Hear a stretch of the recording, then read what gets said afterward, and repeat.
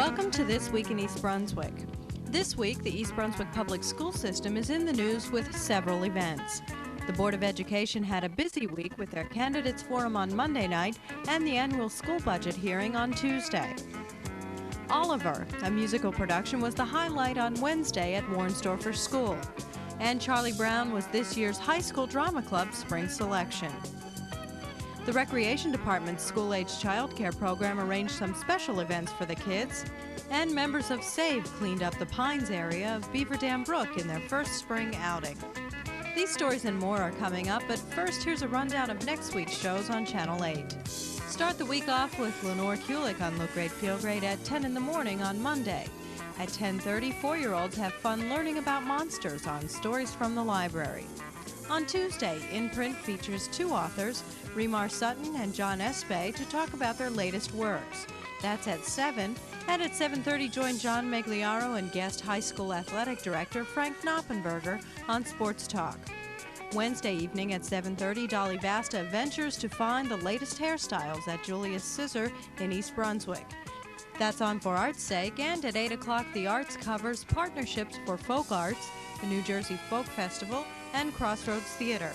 Thursday brings a new edition of This Week in East Brunswick at 7 and 8, and at 7:30, Sandy Landman hosts the April edition of EB People. Watch Channel 8 throughout the week for community and township announcements and for the Channel 8 program schedule. Members of SAVE, Students Against Violating the Environment, braved Saturday's cold and damp to clean up the area where Beaver Dam Brook meets Farrington Lake, known locally as the Pines. Co-advisors Sandy Horvath and Shirley Reed talked about a few important upcoming events sponsored by SAVE. Today we're having our first spring cleanup, and we're located here at Farrington Lake where Beaver Dam Brook meets Farrington Lake, and a place that's locally known as the Pines. Our kids are out there picking up garbage. We've done many of these in the past, and we have many to come in the next 2 months. This coming Friday on April the 6th, our kids are going to be celebrating for winning an aluminum can recycling contest, which you, the community, have helped us to win. We collected over 800 pounds of cans, and as a result, we won an opportunity to go to a Nets game. We were given 300 tickets. We're going to begin the celebration, as I said before, with the pizza party at the high school. We're going to start it at 4:30. We'll then bus the kids to the Meadowlands, where at 7:30 we'll be receiving an award. In addition to getting tickets for the Nets game, the high school has also had the opportunity to have the Nets come and do a clinic. Coming up next Saturday, April 7th, East Brunswick community, the East Brunswick Mall is going to have a community day, and we're going to be part of that along with 25 other community organizations, and we'll have a table set up there to give out information about our club and what we have planned for the springtime. We really have a very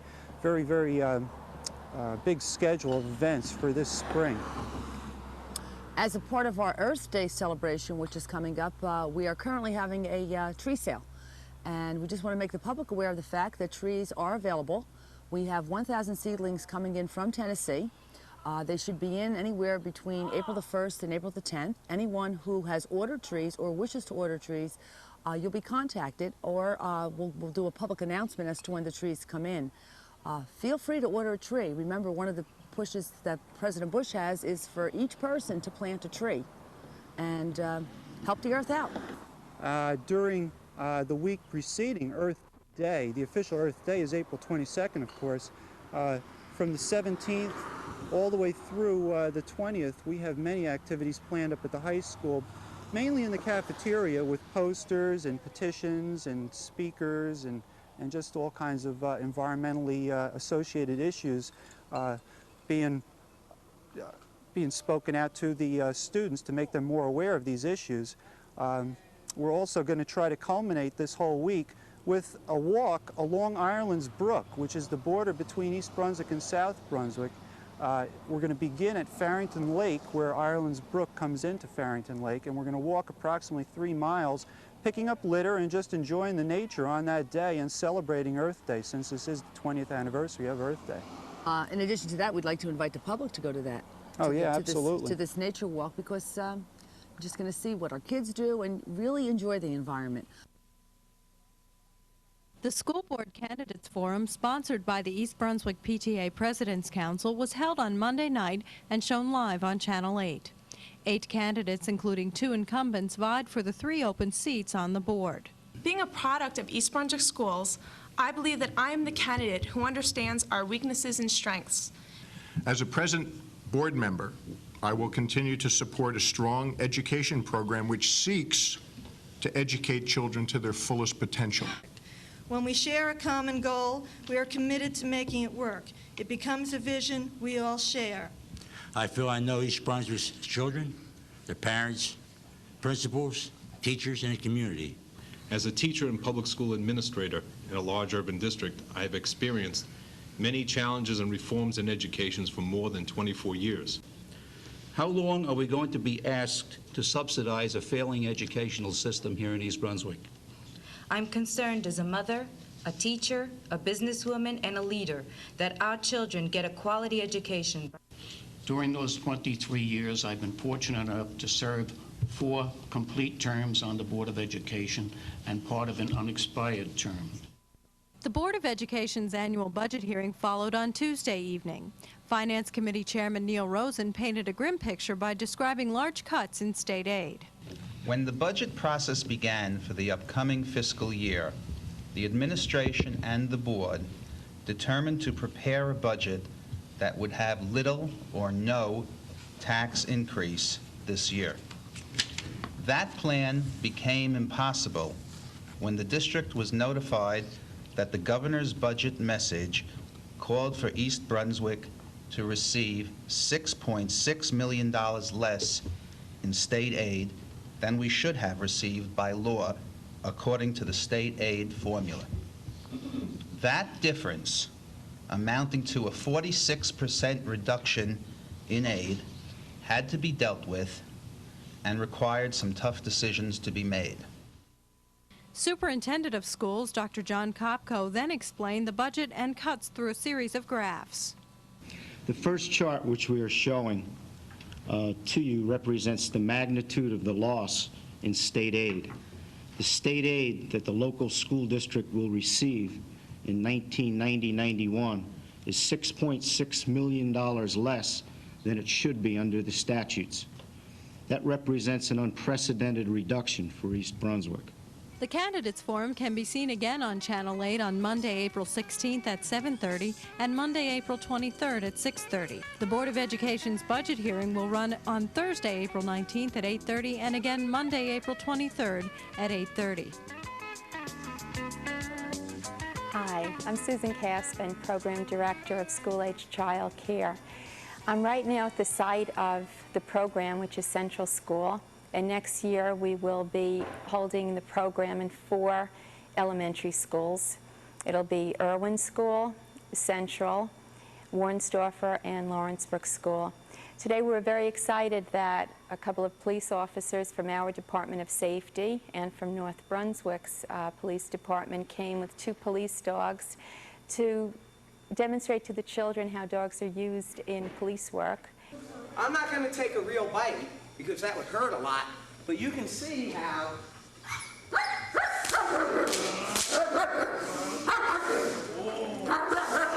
the dog would bite me for real with no problem. Okay?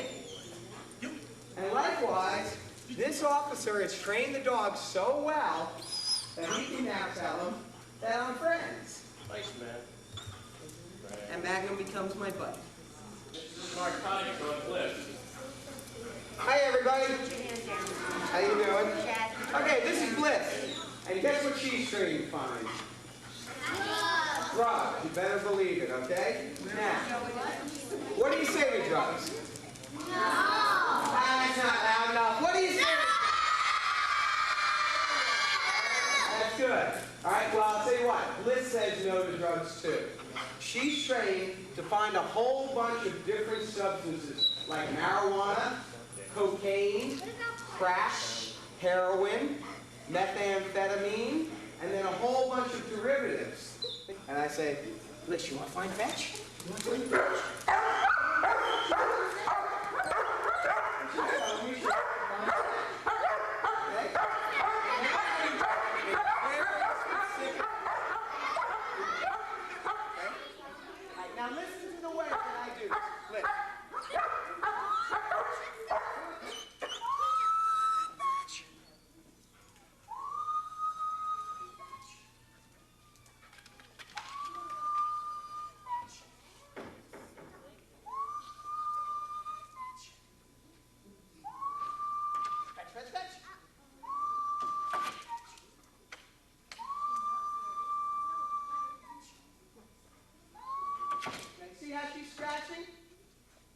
see how she scratches that door? What does that tell me? What's that? It's inside there, okay.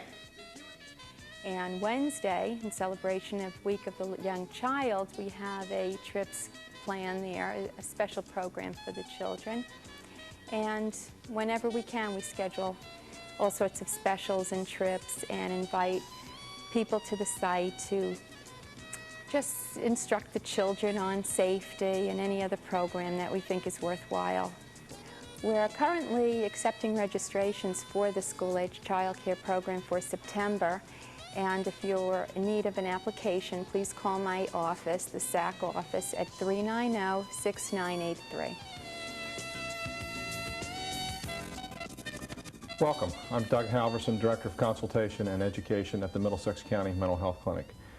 With me today is Eve Kingsbury. Eve is Vice Chair of the Middlesex County Child Adult Protection Coalition and a representative of the Middlesex County Commission on Child Abuse and Missing Children. April is Child Abuse Prevention Month. This is being highlighted on both a national level and locally here in Middlesex County. Eve, thanks for being here. Eve, what's considered child abuse? Child abuse is neglect, where the children their basic needs aren't being met, they're not clothed, they're not washed. It's physical abuse that can be isolated or repeated, and it also includes sexual abuse. Uh-huh. When you say sexual abuse, can you say more about that? Yes. 1 out of every 4 adult women and 1 out of every 6 to 8 adult men have reported inappropriate sexual contact as a minor. And this can be anything from fondling to penetration. Uh-huh. So it's a very prevalent problem. That's interesting, because I would think that most people would tend to think of only women being the victims of abuse, but also men. Yes, and remember that these are not women and men, they were children, and that men are no more excused from this than girls are. So it's girls and boys as children are victims. So the issue is really not the sex of the child, but the vulnerability, the defenselessness, the inability to really put any limits on adults. Exactly. Adults are very powerful. How do kids resist that? When you talk about the prevalence of sexual abuse, and you're talking about minors, I guess then that the perpetrators or the people who are abusing the children would be family members? Often they're known to the family. They may be boyfriends, stepfathers, natural parents, brothers, sisters, or close friends, but they are usually known to the family. And usually males, is that correct? Yes. April is National Child Abuse Prevention Month, and with me today has been Eve Kingsbury talking about some of the issues involved in child abuse. If you'd like to have further information from Eve about either the Middlesex County Child Adult Prevention Coalition or the Middlesex County Commission on Child Abuse and Missing Children, you may call her at 981-9233. Eve, thanks for being here. Thank you. Thanks for watching. This is Paul Hansen from You and Your Money with this week's Money Tip. A balanced mutual fund is one that buys common stocks, preferred stocks, and bonds in an effort to obtain the highest return consistent with low-risk strategy. A balanced fund typically offers a higher yield than a pure stock fund and performs better than such a fund would when stocks are falling. In a rising market, however, a balanced mutual fund usually will not keep pace with an all-equities fund. This is Paul Hansen from You and Your Money with this week's Money Tip. The East Brunswick High School Drama Club presented You're a Good Man, Charlie Brown last week. According to drama director Steve Insolero, the production was fun for students and audience members alike. Money raised at the event will enable the group to create bigger and better productions in the future. Here's an excerpt. Like this morning, for instance. The sun's so bright, the sky's so clear. Well, what could go wrong on a day like this?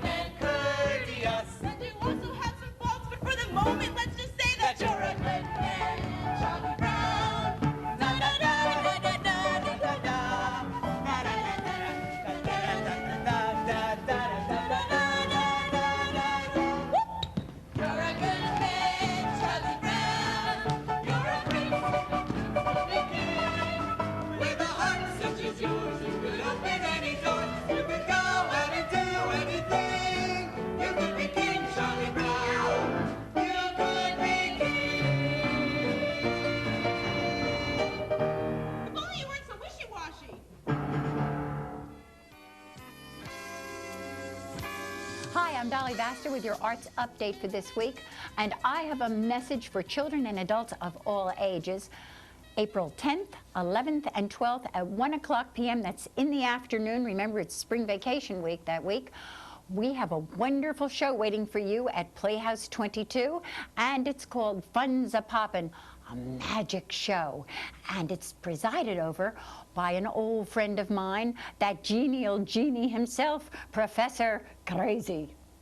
Oh, who's a-calling me? Dolly! Hey, Dolly, I miss Professor. you. Oh, it's so good to see you. Dolly, it's always good to see you. Yes. Listen, tell me a little bit about the magic show. Do you have lions and tigers and bears? Oh, my! No. I got a special friend of mine. You remember Peter Rabbit? Oh. The big old, there's a picture of him. Peter Rabbit, But I got of a problem. course. I got a problem. Why? I lost him.